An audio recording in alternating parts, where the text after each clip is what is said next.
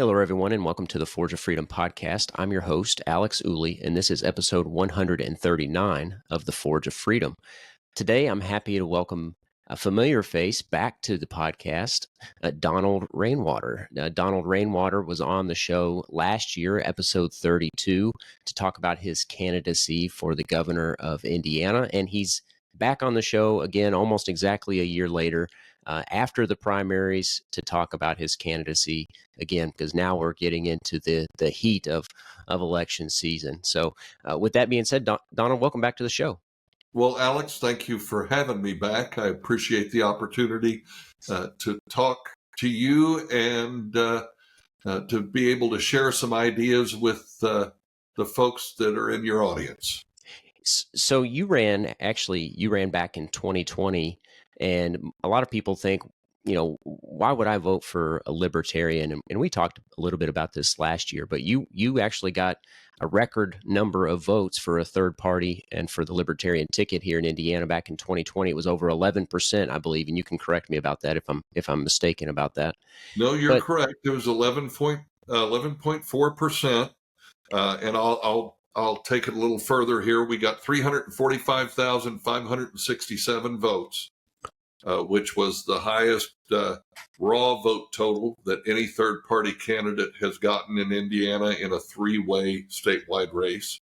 We also received second-place votes in 33 out of 92 counties, and we received over 20% of the vote in 17 counties.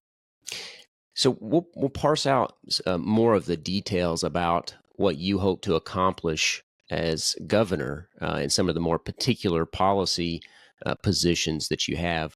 But just at the outset, would you talk a little bit about, number one, who you are, what your background is, and then what's the importance of principle and limited government and libertarian values? Absolutely. So for those of you who don't know, again, my name's Donald Rainwater. I am a lifetime Hoosier. I was born and raised on the east side of Indianapolis in the Warren Township area, if you're familiar with Indianapolis, and graduated high school in 1981, went to a semester of college. My father was an auto worker at the Ford plant on the southeast side of Indianapolis, was laid off for the entire month of December, my freshman year of college, so I came home. Decided to join the Navy, and went to basic training in August of 1982, was in the Navy for almost 8 years, got out in April of 1990 with an honorable discharge, and then spent the next probably about 10 years, almost 10 years, managing other people's businesses, teaching in vocational colleges, business and computer courses, finally settled into software engineering, have been a software engineer for about the last 25 years. And for about the last 10 of those 25 years, I've been in information technology management, project management. And as a Hoosier, I look around me and I see that there is a lot more government in our everyday life than what I think we should have to be aware of, experience. As a libertarian, and one of the reasons that I decided to join the Libertarian Party here in the state of Indiana is I looked around and I said, what political party best represents my views of limited government, having the government not be involved in my everyday life, low taxes, very low government spending. And I discovered that the Libertarian Party, I believe, most closely mirrors not only my personal beliefs, but what I believe that the founders wrote into the Declaration of Independence and the U.S. Constitution. And I think if you look at the Indiana state constitution, you find that the spirit of what they originally crafted for a state constitution also very, very closely parallels libertarian philosophy. And, the foundation of that is that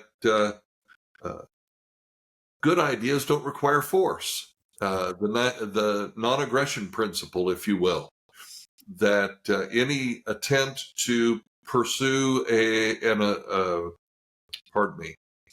an agenda, whether it be personal or political, using force or fraud, we shouldn't be doing that. And so a government that forces you to do things against your will simply because it decides it's what it thinks is best, I don't support that. And that includes things like out of control property taxes.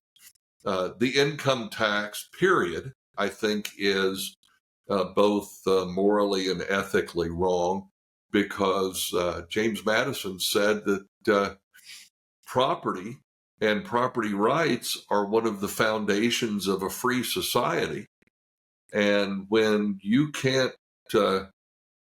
get away from the government taking your property if you don't give them your money, which is your property as well, I think something's wrong. So those are some of the basic foundations of not only who I am as a person, but why I'm running for governor of the state of Indiana. Because I believe that the citizens don't have a voice right now. We are being governed by a group of people who are more concerned with what corporate America wants than what individual citizens were born with the rights to pursue their destiny as they see fit. So that's a little bit of who I am. And that's, I like the point that you finished with there, and that the government of Indiana is large and dictates what individuals can and can't do with their property, where they can and can't send their kids to school, how much money they have to pay to stay on their property every year, how much money they should pay out of the income, how much money is the government of the state of Indiana entitled to out of your paycheck each week or biweekly or monthly, however often you get paid. And I think those that amount zero, by the way. They're entitled to zero. It's not what they take, but that's what they're entitled to. That's exactly right. And that's what I think people get frustrated about, especially with Republicans in Indiana in particular, is that they talk the talk of freedom and liberty and limited government, but they don't walk the walk of liberty and limited government. And that's what I think that's what's refreshing about your voice in this race, is that you're really taking the position that we need less government, not more government. Not we don't need to decide who's going to run our lives and how they're going to run it. We need to get them out, other people out of the business of running our lives altogether. So, no, go ahead. I'm sorry. So with that in mind, and you alluded to this already, I'd like to start, I think, with the tax issue. You mentioned property tax, you mentioned income tax. What sorts of tax reform would you be pushing for in particular? So, and this list continues to grow because the more the more you look at the tax structure in the state of Indiana, the more you find things that make you go, this makes no sense. But let's start with what I believe citizens have made very clear is their number one priority, and that's property taxes.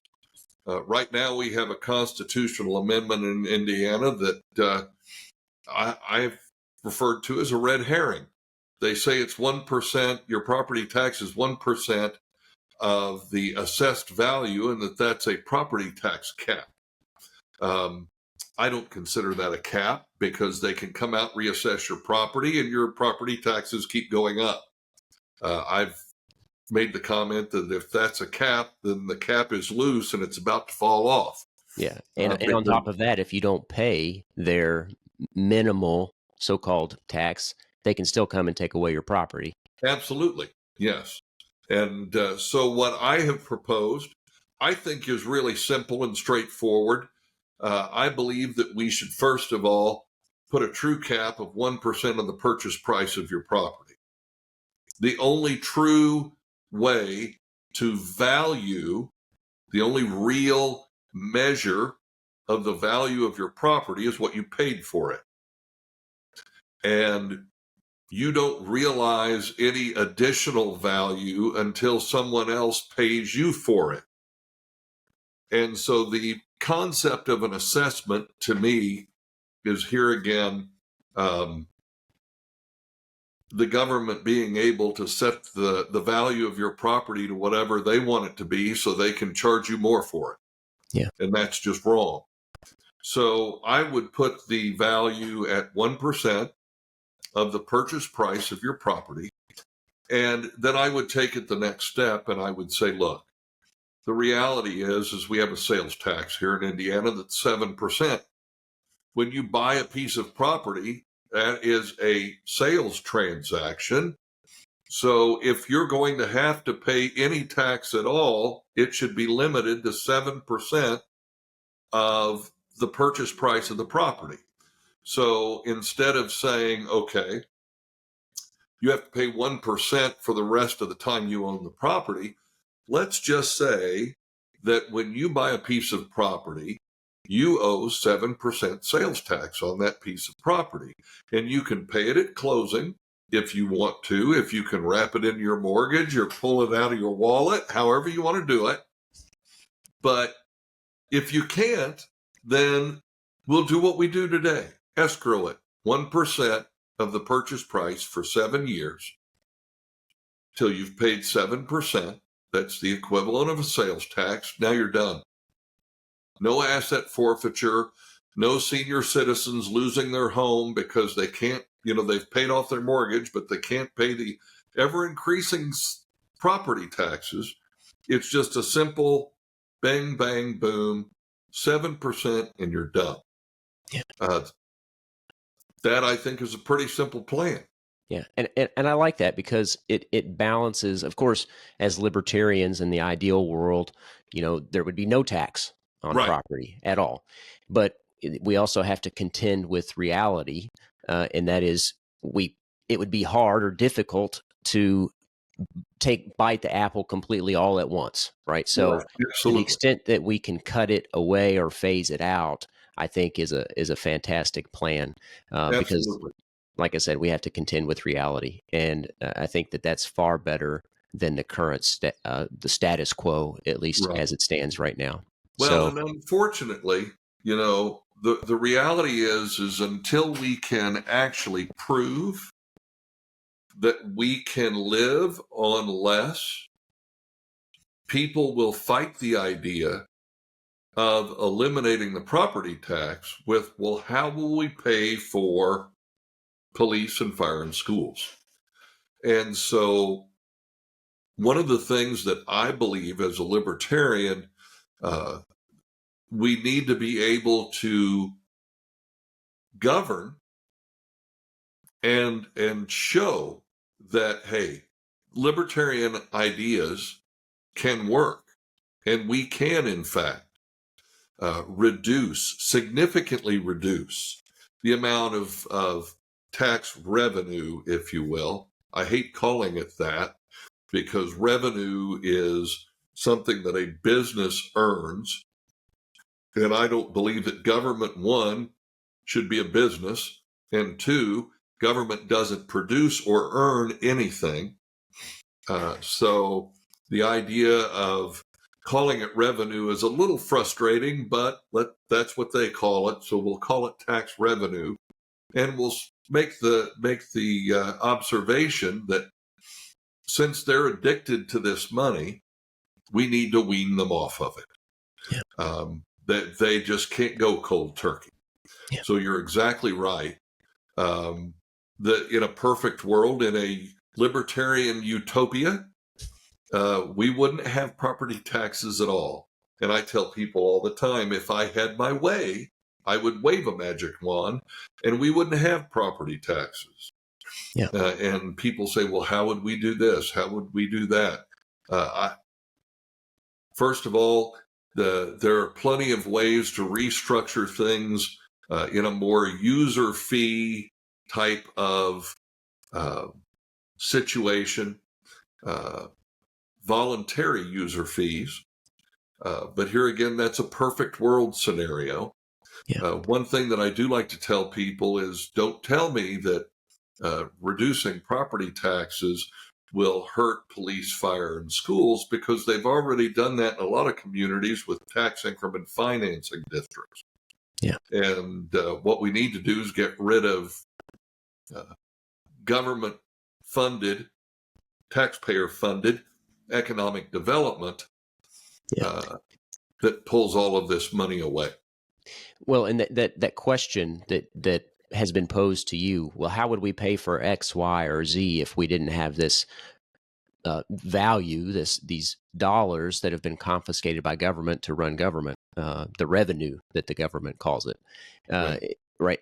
That question, it gets to the heart of the issue, and that is, do we want people in Indianapolis making value judgments for each and every one of us? And the answer is no, we don't. We get to make the own value judgments with our own money.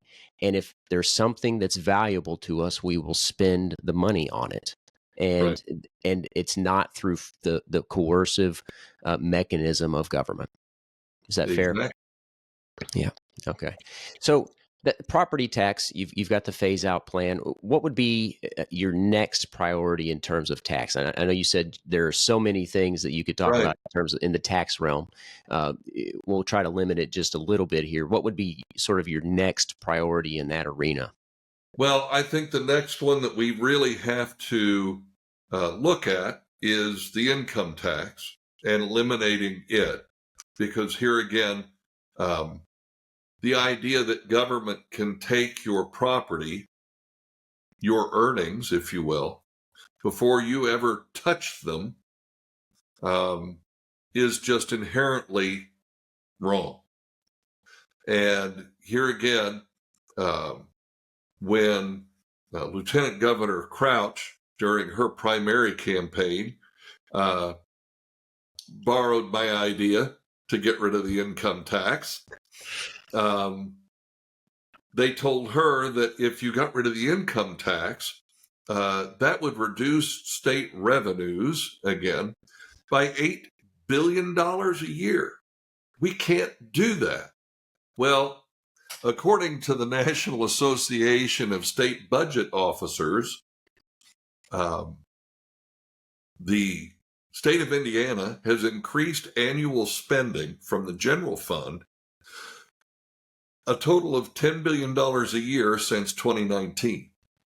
So theoretically, and I believe practically, if we rolled state spending back to just 2019 levels, that would eliminate $10 billion of spending a year.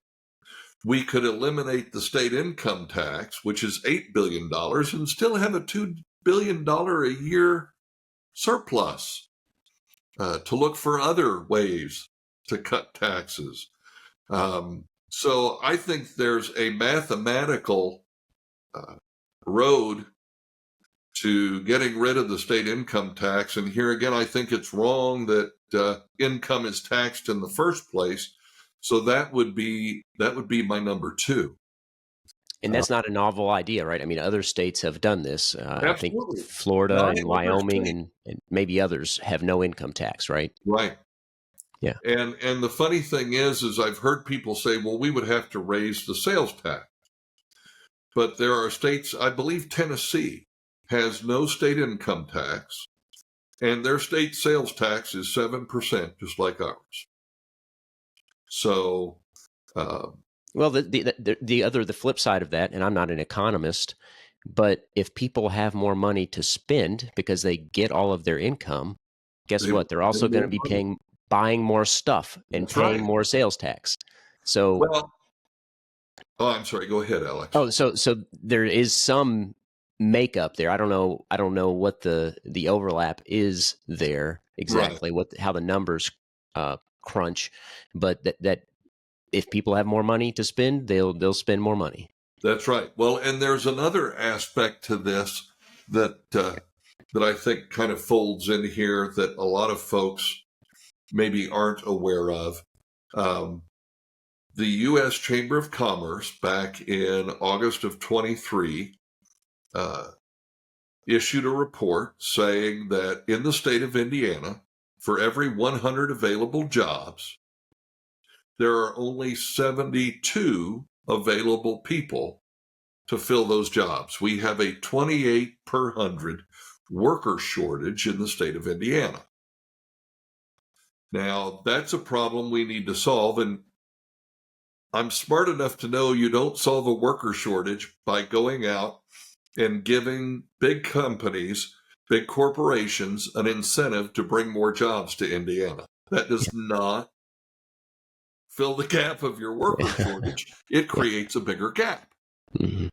And so the way that most everybody who has an opinion that they believe is an expert opinion says that the best way to attract people is to lower the cost of living.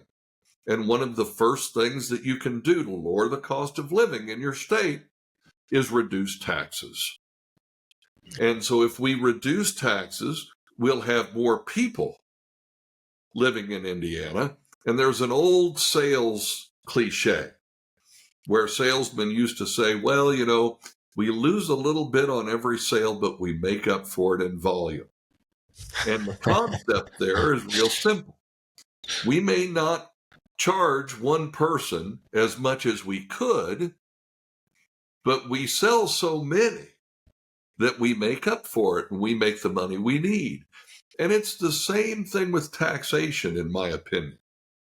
The less we tax one individual, the more individuals will move here. And that's how you balance, that's the balance of reducing taxes. We don't need as much from Alex or from Don because we've got other people moving to the state of Indiana who are going to, like you said, buy stuff, which means we're going to collect more in sales tax. Yeah. If we had new products, for example, hemp and cannabis that we sold in the state of Indiana, people would buy those products. That would be new sales tax revenue that would come into the state. If we would just charge sales tax to Meta and Amazon Web Services in their new data centers, instead of giving them 35 and 50-year sales tax exemptions like they did recently, we would have more money. Yeah. And we could cut individual taxes. And one thing I want to be clear about is we're talking about just as a practical matter, if people had more income, they would spend more and thereby the state would collect more on sales tax. You're not advocating for making up all of what the state currently confiscates through income tax via sales tax. You are advocating, I want to be clear, you're advocating to lower the tax burden to lower it significantly, and to cut government where those tax dollars can't pay for the government program. You want to cut government, not to make up certain taxes with other taxes. That's right. I do not want to. As a matter of fact, if you go to rainwaterforindiana.com, click on the issues button at the top, go down and look, you'll see that, first of all, I've pledged that any attempt to raise any tax, I will veto it. Not only that, but any attempt to raise the state budget by $1, I will veto the state budget. Now, I know the governor's veto is overridden by 50% plus one, but still, I believe, as your next governor, I will ask the Indiana General Assembly, freeze the budget, no new taxes. Let's figure out how to do what we need to do in a more efficient manner and reduce state spending, reduce taxation, and make Indiana a state that shines with liberty for the other 49 states to either copy what we're doing or for all their people to want to move here and be Hoosiers. Yeah. Either way, the reality is that we can cut taxes because we know that there's a lot of frivolous, wasteful, inappropriate spending that goes on. I was talking to somebody earlier today that I've known for a long time who has a lot of connections in state government, and we were talking about all of the bad contract management that goes on and the huge amount of money that we could just save if we quit letting vendors lowball on a bid, get a contract, and then start submitting change requests that run the costs through the roof. Yeah. If we would just make vendors, if you've been on Indiana roads, you know, road construction is in perpetuity, Yeah. right? It seems like it's going to go on forever. I think maybe I got this phrase from you. It's possible I got it from somebody else, but I think it was from you. I think you called it the highway industrial complex, which is, of course, is the analog to the federal parallel of the military industrial complex. Well, you must have gotten that from somebody else, but I really like that because okay. you're Exactly I don't know right. I don't know where I heard that. Who knows? But that's spot on, boy. Because the reality is, and a lot of people don't know. There's an organization called the Indiana Build Council. You're probably familiar with them. Mm-hmm. It's a group of about 500 construction companies and other organizations that get together, and they represent all of these construction companies throughout Indiana. Most of them do road construction work, and they get together every year and they figure out how much money they want to make off of the state of Indiana, and they submit to INDOT, the Indiana Department of Transportation, here's your budget for next budget cycle. Submit this to the Indiana General Assembly. Here's what you need to pay us. Can you imagine can you imagine a doctor knocking on your door and saying, I'm going to give you a physical and here's what you're going to pay me for it? Yeah. That's I understand going to the doctor and saying, what would it cost to get a physical? But to have them knock on your door and tell you, Right. Have the grocery store, have a truck pull into we've got your groceries for the next month and here's the bill. But how do you know what I want? Oh no, this is what you're going to eat for the next month and here's the bill. Yeah. That's just crazy. But we let vendors do that with our state government all the time. Yeah. Yeah. And not just in the highway department, right? I mean, that's in lots of ways. Software, everything. Yeah. Yeah, exactly. One thing you alluded to, and I'd like to touch on a little bit, you mentioned cannabis, and I think you said THC or marijuana. I'm not sure what word you used exactly, but hemp. Hemp. That's right. Hemp. Okay. And cannabis. If you would talk a little bit about what drug policy changes you would make, and just sort of general commentary about your view on the war on drugs. Absolutely. So first of all, and that phrase, war on drugs, that really kind of sums it up, doesn't it? The idea that, and they're losing. Government is losing the war on drugs. And we know this because people are willing to drive across state lines where it's legal to purchase cannabis products. They spend good money, and then they drive back across state lines knowing that the state is going to consider them a criminal, but they do it. Why? Because they want cannabis products. And the reality is that cannabis, in my view, is no different from bourbon or tobacco or beer or wine, and it should be treated the same as those products. We should not be criminalizing cannabis. If I were elected governor tomorrow, I would immediately, go to the General Assembly and ask for them to decriminalize, legalize. As governor, I would have the authority to pardon and expunge the records of nonviolent drug-related offenses, and I would do so immediately. There are a lot of people who, nothing more than simple possession, were arrested, tried, convicted, did time, and now they have difficulty getting a job, voting,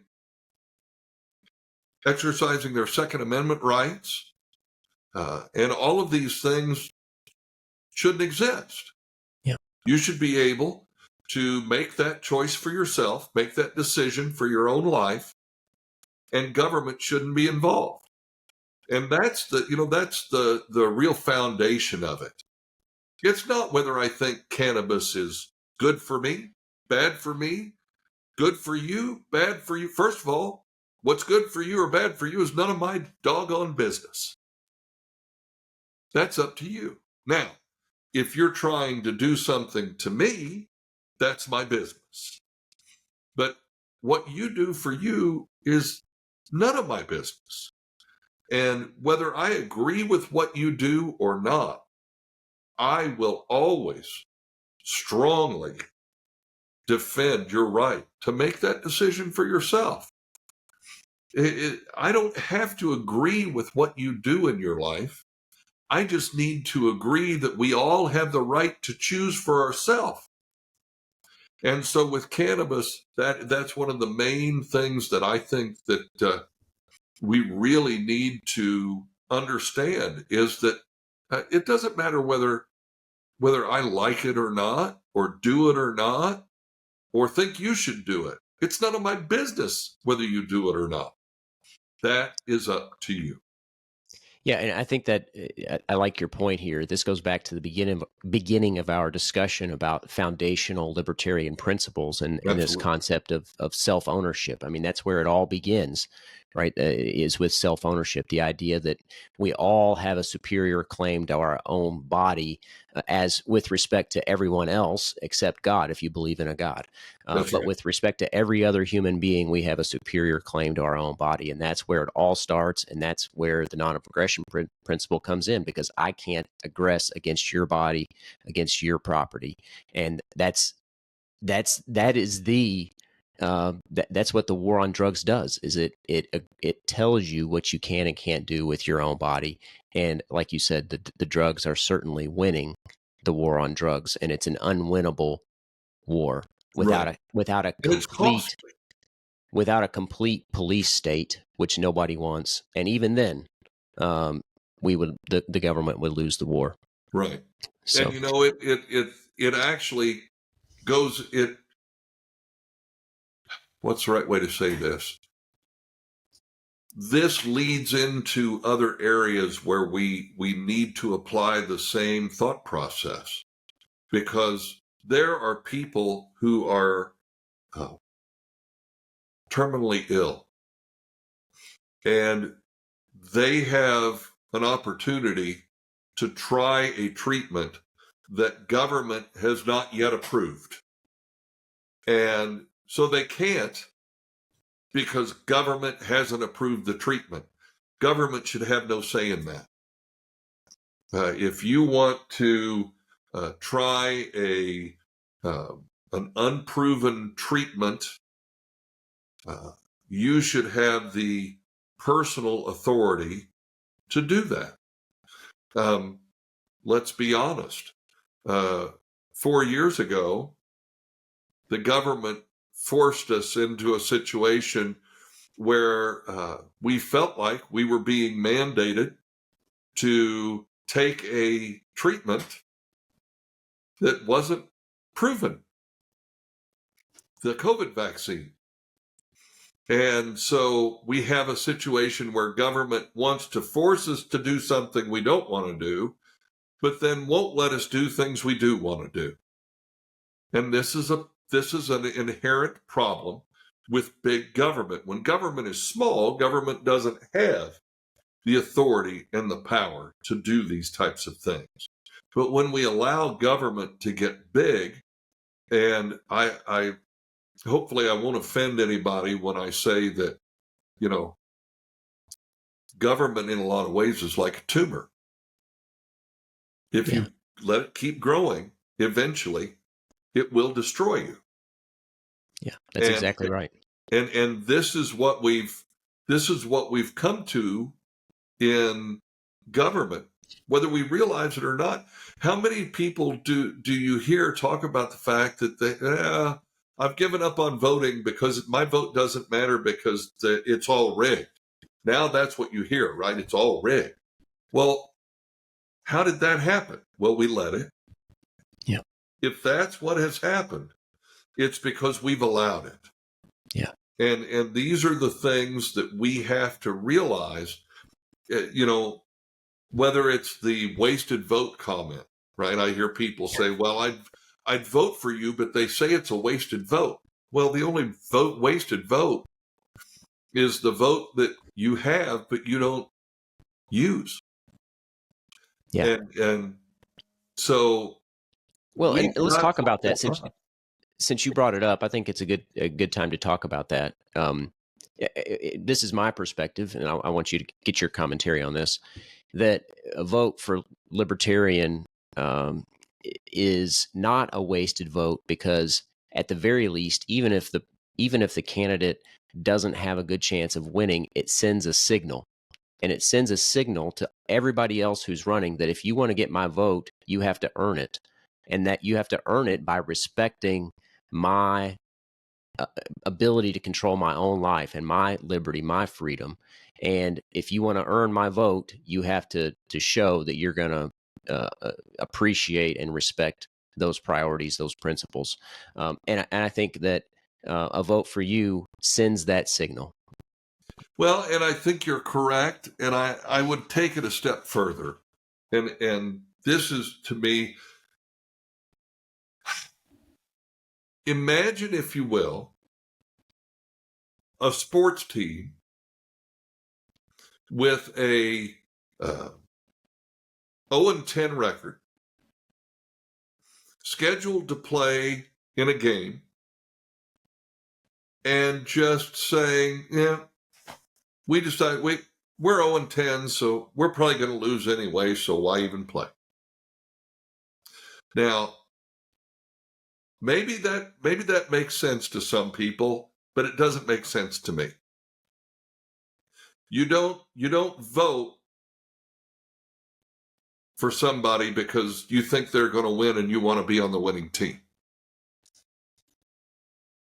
If that's why you're voting, I would say that maybe you should reconsider why you vote.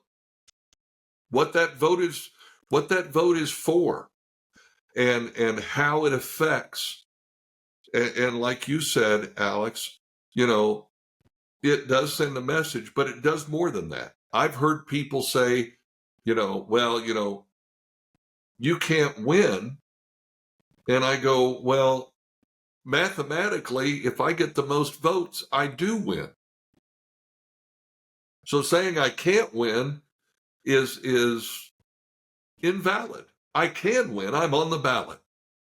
And if I get enough votes, I do win.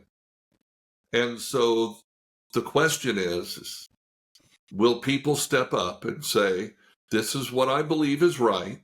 This is what I believe is wrong. I'm going to vote for what's right. Yeah. Because I think vote. if people vote for what's right and what they know to be right, I win November 5th. Yeah, I think that's a great point. You vote based on principle, not based on the theory of the lesser of two evils, which is what Right. so many people do. I'd rather have the Republican or the Democrat rather than the Republican, or vice versa. Mm-hmm. I don't like either one of them, but one's a little better than the other. Well, no, you have another choice, and that's the libertarian, Right. or Well, some other candidate, right? I've even Or had people tell me specifically, well, I want to vote for the winning team, and the media says that the Republican is going to win. Yeah. And, it's like, well, if you're going to let the media tell you how to live your life, I guess that tells us what kind of government we have. Yeah. And that's the thing, folks. You really have to stop and think, who is in charge of my life? Is it me? Is it the media? Is it government? And why? Why do I let somebody else take my unalienable rights? They really can't take them. They're still yours. And you can reclaim them anytime you want. All you have to do is say, this is my right, and I'm going to exercise it. Yeah.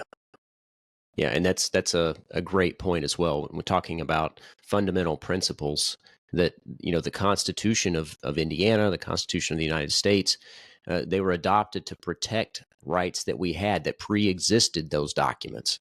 And so, to the extent that the government is violating those, it's our right, at least, and maybe our duty to rein in government and to take back those rights that have been taken away. Absolutely. Yeah.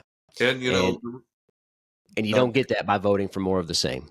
That's right. And the reality is if you don't like what you see, we talking about education. Our public education system is broken. Yeah. And yet what we see our legislators do is brag about throwing more money at a broken system. And you can see that just in the idea that we just made, quote unquote, unprecedented investments in education, yet 1 out of every 5 third graders can't read. And their solution is to penalize the third grader by making them take a test, and if they fail it, they get held back. Now, that third grader can't read because something's not being done correctly in kindergarten, first and second grade.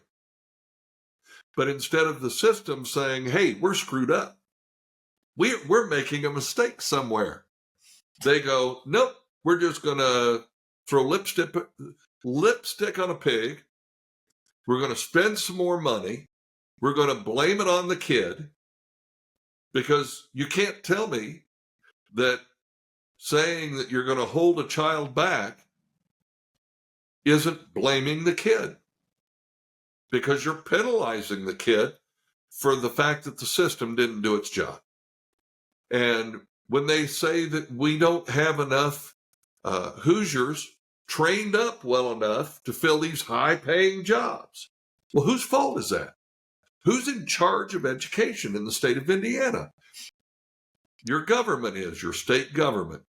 They even went as far as to change the superintendent of public instruction from a elected position to a governor-appointed position. They get more and more power, more and more money around education, and it gets worse and worse and worse, which is why I advocate for real universal school choice. Where let's get into that, because Indiana, I'm sorry to interrupt, but Indiana, I want to preface your comments with this. Indiana gets relatively high marks in terms of educational freedom. And you're getting ready to talk about universal school choice. where can Indiana improve? Because there is so-called school choice in Indiana, but it's not exactly truly universal school choice. Would you? Right, because I've gotten used to with Indiana government using the term red herring, Yeah. and this term universal school choice in Indiana is a red herring, because it's only universal school choice as long as you choose a state accredited school. So it can be a state accredited public school or a state accredited private school, but if it's not state accredited, you can't take a voucher and pay for it. And first of all, the Horace Mann common school model might have been phenomenal in the 1850s when it was first thought of and named the common school model. But the reality is we're living in 2024 and it isn't working. And we have people who have been superintendent of public instruction for 4 years, from 2016 to 2020, who now say, give me more money.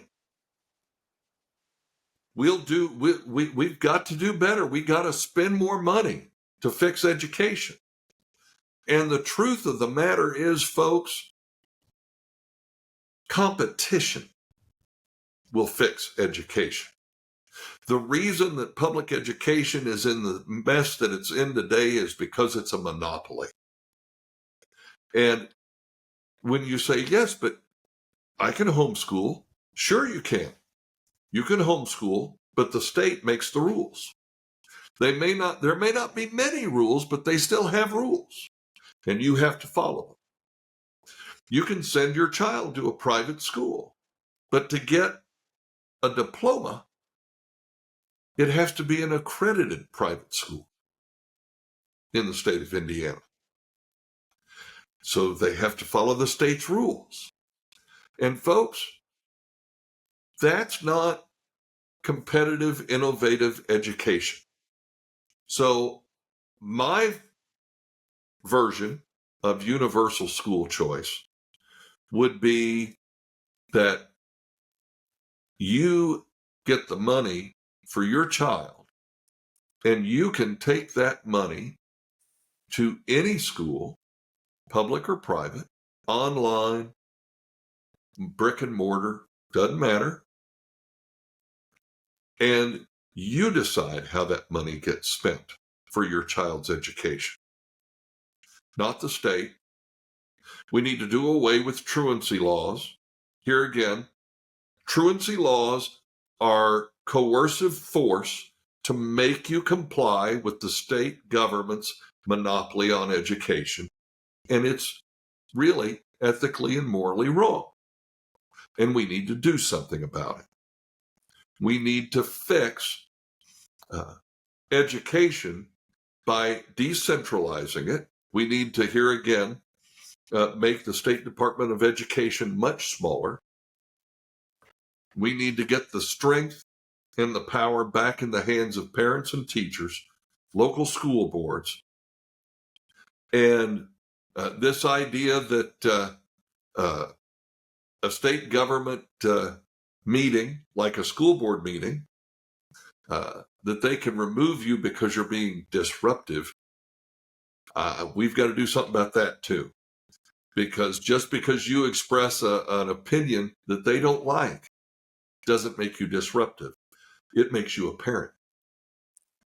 One thing that drives me crazy about government schools is and this coercive nature of it, which is driven by, as you say, these truancy laws, is that it pigeonholes kids with different aptitudes, different abilities, different desires, different values, and it forces people through this one size fits all cookie cutter system, and it's not a system that fits everybody. And so in a system with truly universal school choice, people could send their child or provide an education for their child that fits their specific child's needs. Absolutely. And nobody knows what those needs are better than the parent.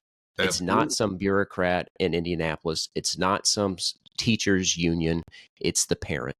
And that gets a lot of these kids who are disinterested, who are maybe depressed, suffering from mental health issues, Hmm.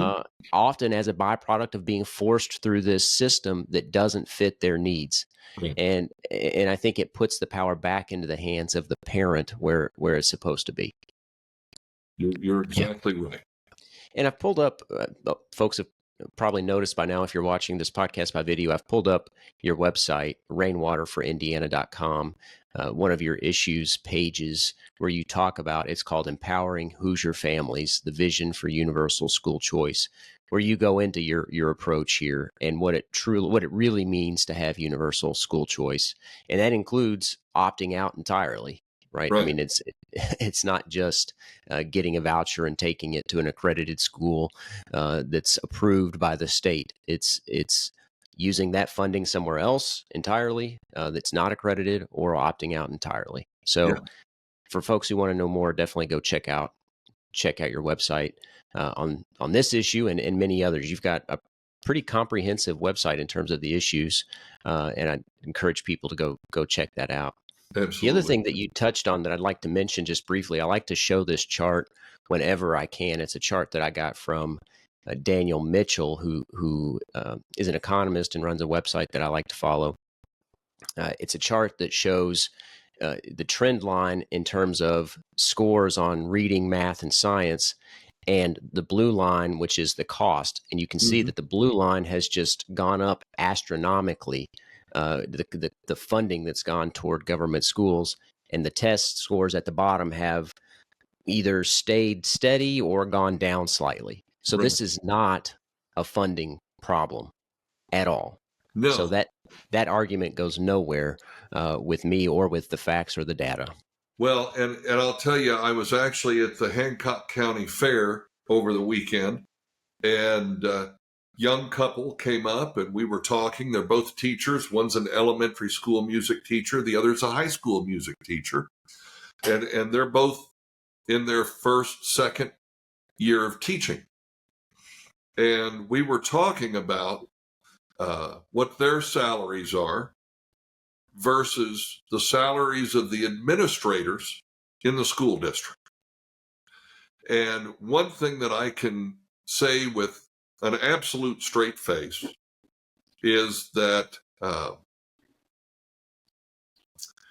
members of the Indiana Department of Education and the school district administrators throughout the state are making an awful lot of money.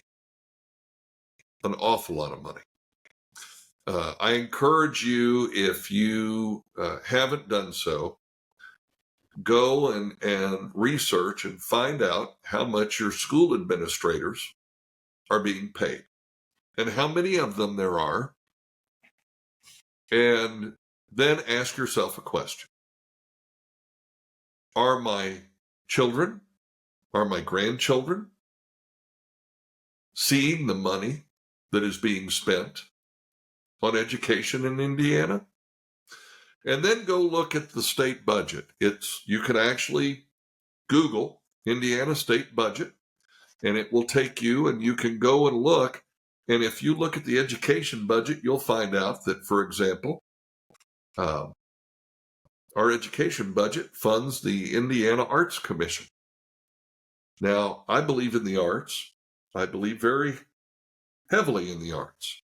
But I believe that the Indiana Arts Commission should be a not-for-profit organization totally funded by donations, not money taken out of your pocket that you're told is spent on education. Because the reality is, when we say that 60% of our state budget goes to education, it's not entirely the truth. Because when I think of education, I think of a elementary, junior high, or high school student sitting in a classroom learning something, not all the other things that are being funded by the education budget. It makes no sense to me. We are spending way too much money on things that aren't education in the education budget. Yeah, I think there are folks, even teachers, I think, who are frustrated Absolutely. that say, man, these administrators are just getting paid out the wazoo, and I'm here putting in the work day to day, and these administrators are getting paid exponentially more than I am. And that's an outgrowth of a system run by government. Yes. And a system that has competition, that has true universal choice, would not have those sorts of disparities.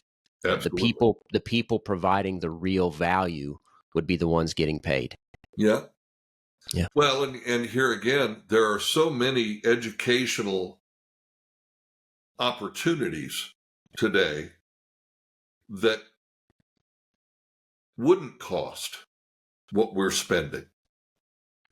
There are folks that are teaching their children at home, homeschooling, that do not spend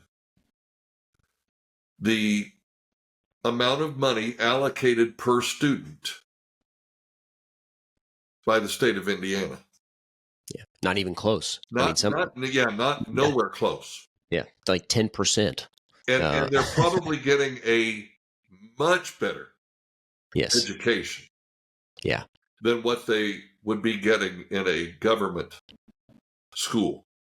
Yeah. And that's a travesty, because there are many, many people who legitimately do not know how they would possibly take their children out of a public school and either homeschool them or put them in a private school. They cannot see how that would be possible for them with their financial situation, their work situation. And so we've got to find a way to create innovative solutions that solve that problem for those people. There is nothing more obviously wrong with government than the fact that it creates and feeds on dependency. Yeah. And when you know that there are people who cannot send their child anywhere but the public school that the government says they have to go to, that's when we know we're doing something wrong. Yeah. Yeah. And I like this point too, because these issues stack on top of each other. And you mentioned that, people can't see or possibly fathom how they could homeschool their child because they couldn't afford it, for instance. Well, if you eliminate the income tax, if you eliminate the property tax or phase it out, that's a lot of income. That creates a lot of potential wiggle room in the household budget to make it possible for some people to make that jump to homeschooling. And so I think that these issues, they're not isolated issues. These issues stack on top of each other. Right. Well, and here again, if you give people universal school choice, where if we're going to have in our state constitution that we're funding common schools, that money should follow the child. Now, here again, I would be much happier if we got government out of schools altogether. You know what Mark Twain said, I never let my schooling get in the way of my education. Unfortunately, with public education, we've let schooling get in the way of education. And until we can figure out how to fix that, then we need to be able to make sure that we put money in the hands of parents and let parents decide where their kids go to school, so that these parents who feel like they're trapped in bad schools can get their kids out of there.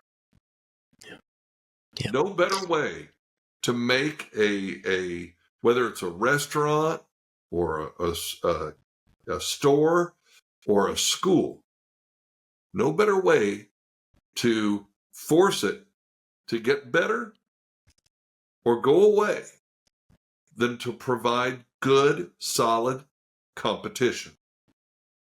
And I know that Jennifer McCormick's not going to like me saying that, but I believe it to be true.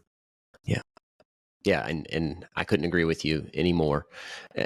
One thing, we're coming up on an hour here, and I don't want to keep you all night. We've covered quite a bit of ground, but I, of course, would point our listeners back to your website, to the issues page to find out more about you. And of course, I'll link to that in the show notes. But I'd like to talk about one thing that's near and dear to my heart, at least briefly before we close up, and that's firearms and the right to keep and bear arms. Absolutely. Mike Braun has been out on social media today talking about the response to the Surgeon General, who declared that gun violence is a public health emergency. But I find that a bit ironic, because back in 2019, Mike Braun advocated a national red flag law in the wake of a few mass shootings. And I'm just going to play this short clip just briefly, and then I would like to get your thoughts on red flag laws in particular, because Indiana is a relatively good state for the right to keep and bear arms. Nevertheless, we have, I think, the second oldest red flag law, and I think is one of the worst things about Indiana in terms of the right to keep and bear arms and due process and freedom more broadly. So I'm going to play this clip, and then we'll get your thoughts. Absolutely.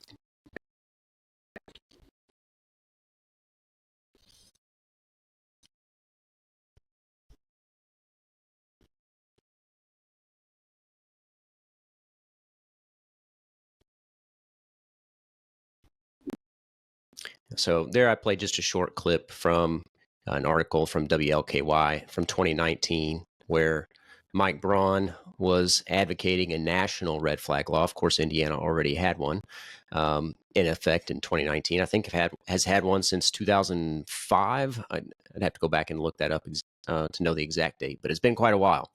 So anyway, with that background in mind, and knowing that about one of your opponents at least, what is your position with respect to Indiana's red flag law? Well, I don't like red flag laws at all. I think we need to do away with them because they put in the hands of the government the ability to declare anybody that disagrees with the government as mentally challenged, and therefore they have to take our guns. I have told people for years, at any time, the government could come and say, you go to church X, and we've determined that everybody at church X has a mental illness, and so we're going to take all your guns. Or you're a member of this political party, and we've determined that everybody who's a member of that political party has a mental illness, and we're going to take your guns.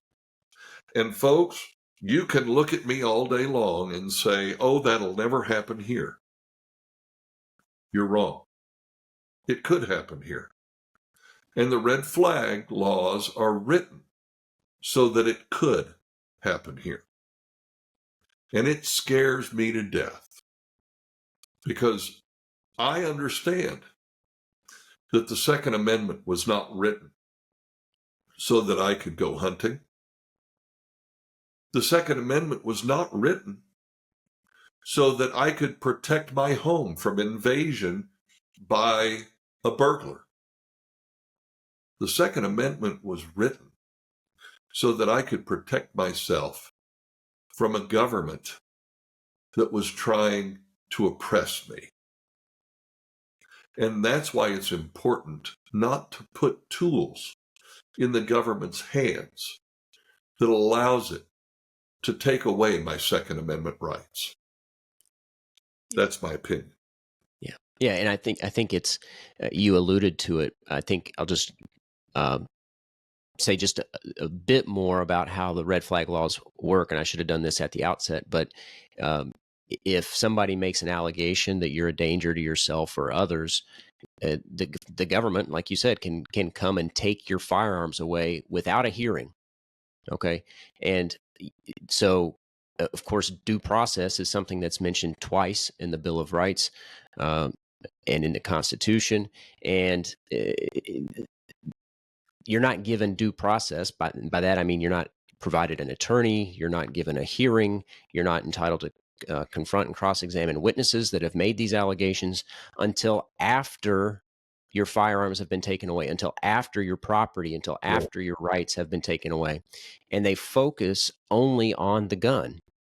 We know people commit crimes with all sorts of other apparatuses, cars and knives and Hmm. bats and hammers, all sorts of things. But they focus exclusively on the gun, and they take away your right to keep and bear arms without a hearing until after the fact. In Right. Indiana, it's supposed to be within 14 days, but in many states, it's not until later. But who can prepare for a hearing in 14 days? That's difficult to find an attorney, to hire an attorney. You're not provided one. So you have to hire one or show up and advocate for yourself in court. So I think these are terrible laws for the right to keep and bear arms, terrible laws for due process, and terrible laws for our liberty in general, our Absolutely. property interest. And So, I would even say that, uh, in my opinion, and here again, this is a lay opinion, um, I don't feel like the government has the burden of proof after they've already taken your guns. That to me, if you go into court and they've already taken your guns, the presupposition is, well, there must have been a reason. yeah, And that in itself is reason enough to be concerned when, here again, it's not innocent until proven guilty, when they can take your guns and then you have to prove that they shouldn't have. yeah. Yeah, I think that's exactly right. So even though the law says that the burden is on the government at the hearing that's provided after your property is taken, Those are uh, good words. as a practical matter, I think you're right that judges are going to err on the side of caution and make you prove that you're not dangerous. Mm-hmm. That's not what the law says, but I think as a practical matter, that's the way it works. Yep. So, And I firmly believe that every oppressive government in history took written law and stretched the interpretation just enough to be able to do what needed to be done to create the type of state that they wanted to create. yeah. And this, to me, is one of those laws that can be used in that way. Yeah, and like you said, what is going to constitute dangerousness? Is it being a member of a particular disfavored group? Yeah. Is it speaking out against the government? Where is the line going to be drawn? And I think that's a dangerous road to go down, just like you said. Well, and we've already seen uh, lots of evidence of government agencies, bureaucracies, targeting certain groups of people simply because they were politically different. And we live in a day, folks, when if you don't agree with me, well, then you're full of hate, and we need to do something about you. And friends, I don't have to agree with you. I just have to agree with the fact that you have the right to choose to be who you are, think what you think, say what you say. And as long as we all defend our rights to be unique and free, then we can live in a free society. When we start letting people use government to shut other people down or shut them up, that's when we start seeing problems. Yeah. One thing I want to give you an opportunity to talk about before we close up here, because I want to wrap it up here in just a few minutes. But one thing that I'd like you to mention is the shenanigans, I should say. There might be a better word for that, but the shenanigans that have been going on with the debate process here in Indiana. There's a couple of debates coming up in October, gubernatorial debates. And it seems that your opponents may be trying to put some roadblocks in your way, and you're trying to cross those hurdles and get into those, or at least one of those debates. Would you mind to tell us about what's going on with that? And then finally, in closing, just make your pitch to voters. Why should they come out and vote for you in November? Absolutely. So real briefly, historically, since 2008, the Indiana Debate Commission has hosted debates and have allowed all balloted candidates to participate in the debates. This year, for some reason, apparently they will not be hosting debates, or they have not said they would be hosting debates. And so it was announced by the Braun campaign that they would be participating in two debates, October 2nd and 3rd. One of them on Fox 59, CBS 4 out of Indianapolis. Those are stations owned by Nexstar out of Texas. And then the October 3rd debate on Wish TV 8 in Indianapolis. Now, Wish TV 8 has publicly stated that if you're on the ballot, you're in the debate. I've actually had a phone call conversation with them. They validated that I am invited and that there's no other criteria. As long as I'm on the ballot, I'm in the debate October 3rd. However, Nexstar has a criteria that says that I have to raise at least $100,000 by June 30th to qualify to be on their debate stage. We are working hard to do that, but we've still got a little ways to go. I posted on Facebook this afternoon a phrase from the song Eastbound and Down from Smokey and the Bandit. We've got a long way to go and a short time to get there. And that is the situation we're in. We need to raise $100,000, but we did have a generous matching donor who said he would donate an additional $10,000 if we raised $10,000 from individual donors between last Friday and this coming Friday, the 28th. We've raised about 42 or 4,300 of that so far. So we still need about $5,600 to get to that 10,000. So if you have $5,600 sitting around that you would like to donate, or any amount, actually, it can be $5, $10, $20. If you donate it between now and Friday, the 28th, that donation will actually end up being doubled by our matching donor. And you can go to rainwaterforindiana.com. There are actually two donate buttons. They're both red. One is for credit and debit. The other is for PayPal. So if you would like to donate to the campaign, you can again go to rainwaterforindiana.com. Absolutely, right there. You'll see the two red buttons, credit, and actually it says credit and Apple Pay, but that's credit, debit, Apple Pay, and then the other one is for PayPal.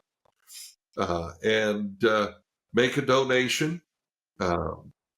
We have until June 30th to get over $100,000. And of course, the reality is every dollar donated is going to be used to get our message out to voters. We need to travel around the state. July 4th, for example, I'm going to be at the St. Joseph County Fair, just outside of South Bend, Indiana, on, I believe, July 14th. They're actually having Rainwater for Indiana Day at the Whitley County Fair. So we'll be there. We're going to be in southern Indiana for a day where we're going to basically hit several different cities, towns throughout the day, have a breakfast event, have a brunch event, a dinner event, and then an evening event. You can, yes, if you go to the events page, you'll see as those events are scheduled. You'll see where they are, when we're going to be there, where we're going to be. But we also need to do radio advertising. We need to do text message advertising. I know you probably get text messages from politicians and it annoys you, but guess what? They do it because it works. They do direct mail because it works. And if we want to reach the 3 million voters in the state of Indiana, we've got to raise money and do advertising. And folks, the reality is we have a choice here in Indiana. We can continue to let government get bigger, take more of our money, spend it in ways that don't benefit us, or you can do something different on November 5th. You can use your vote to either send a message or to make sure that you're voting your conscience to make government smaller, more efficient, more effective, and get it out of your everyday life by voting for Donald Rainwater for governor of the state of Indiana. So I'm going to ask you today for two things. One, if you can, please go donate to my campaign. But number two, and more importantly, on November 5th, please, I need your vote. I need your vote so that I can go to the State House and work and fight for your unalienable rights to live your life the way you see fit, not the way they tell you you have to. Thank you. Well, thank you, Mr. Rainwater, for joining the show, and thank you for the message of liberty that you continue to promote. And I hope that people will go and check out your website, meet you at an event that you've got scheduled in the near future, donate if they have the ability to do so, and support the message that you're spreading, the message of liberty. So thanks again for joining the podcast. Oh, thank you. Good luck with the campaign. Me, Alex. Appreciate it. Yeah. All right, everybody. I hope you enjoyed the show. If you did, don't forget to like and subscribe to help us spread the message of liberty. As always, you can find the show on Facebook, YouTube, Rumble. It's on X now as well. I'm posting the videos there as well. You can also find us at forgeoffreedom.com with the complete show notes and all the links that we mentioned during the episode. And until next time, everybody, remember, you are the Forge of Freedom. Thanks for listening to this episode of Forge of Freedom. Be sure to subscribe wherever you heard this podcast so you never miss a future episode. For more information or to connect with Alex, you can go to forgeoffreedom.com or follow him on Twitter at Forge of Freedom. Until next time, remember, you are the Forge of Freedom.